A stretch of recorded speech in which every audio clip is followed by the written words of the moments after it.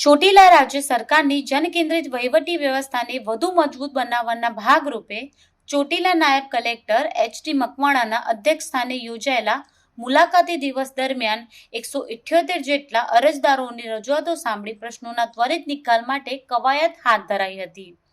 આ લોક દરબારમાં ચોટીલા સબ ડિવિઝનના વિવિધ ગામોમાંથી આવેલા નાગરિકોએ જમીન વિવાદ, હદ તકરાર, દબાણ, જમીન પચાવી પાડવી, વાડીના રસ્તા, મહેસૂલ અને સામાજિક સુરક્ષા યોજનાઓ જેવા ગંભીર પ્રશ્નોની રજૂઆત કરી હતી. નાયબ કલેક્ટરે રજૂ થયેલી અરજીઓમાંથી અનેક પ્રશ્નોનું સ્થળ પર જ નિરાકરણ લાવ્યું હતું, જ્યારે બાકીની અરજીઓના સમયસર અને પારદર્શક ઉકેલ માટે સંબંધિત વિભાગોના અધિકારીઓને કડક સૂચનાઓ આપી હતી. પ્રજાજનોને કચેરીઓના ધક્કા ન ખાવા પડે અને તેમના કામો વહેલાસર થાય તે તંત્રની પ્રાથમિકતા હોવાનું તેમણે જણાવ્યું હતું.